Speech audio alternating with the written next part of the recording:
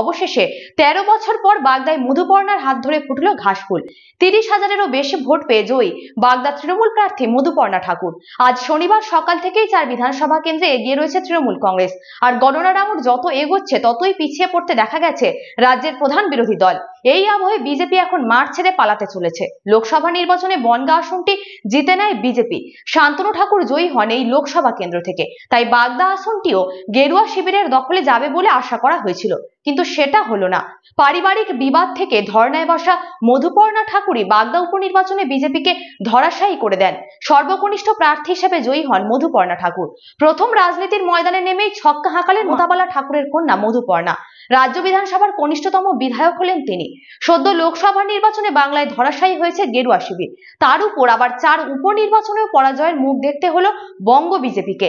এদিন মধুপর্ণার জয়ের খবর প্রকাশ্যে আসতেই গণনা কেন্দ্রের বাইরে বিজয় উল্লাস শুরু হয়েছে। দলের পতাকা হাতে তৃণমূল কংগ্রেস কর্মীরা স্লোগান দিতে শুরু করেছেন। উত্তর 24 পরগনার বাগদা আসলে মতুয়াদের গড়। গত বিধানসভা নির্বাচনে জয়ী হয়েছিলেন বিজেপির প্রার্থী বিশ্বজিৎ দাস, তবে বিজেপির টিকিটে। পরবর্তীকালে তিনি তৃণমূল কংগ্রেসে যোগ দেন, তাই এখানে এই উপনির্বাচন। এবারের লোকসভা নির্বাচনেও বাগদায় এগিয়ে ছিল বিজেপি।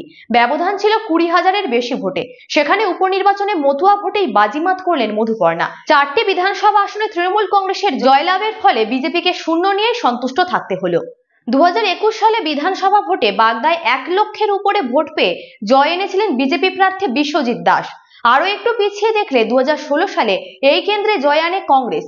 কংগ্রেস প্রার্থী দুলাল বর 1 লক্ষ ভোটে বিজয়ী হয়েছিলেন। রইল বাকি 2011। 91,000-এর বেশি ভোটে সেবার বাগদা বিধানসভায় জয় এনেছিলেন তৃণমূল প্রার্থী উপেন্দ্রনাথ বিশ্বাস।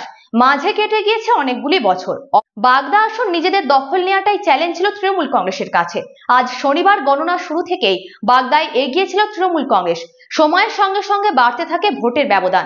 অবশেষে শনিবারের বারবেলায় 33,000-এর ভোটে বিজেপি প্রার্থী বিনয় কুমার বিশ্বাসকে হারিয়ে জয়ী মধুপর্ণা ঠাকুর। বাগদা এলাকার মানুষজন ভরসা করেছেন, এতেই খুশি সদ্য জয়ী মধুপর্ণা ঠাকুর। এখন তার অনেক কাজ বাকি। তবে উল্লেখযোগ্য বিষয় হলো বনগাঁর সাংসদ ঠাকুর বাড়ির এবং বিধায়কও ঠাকুর বাড়ির। সুতরাং তরতরিয়ে উন্নয়ন হওয়ার কথা, যদিও দুই দলে বিভক্ত সাংসদ এবং বিধায়ক।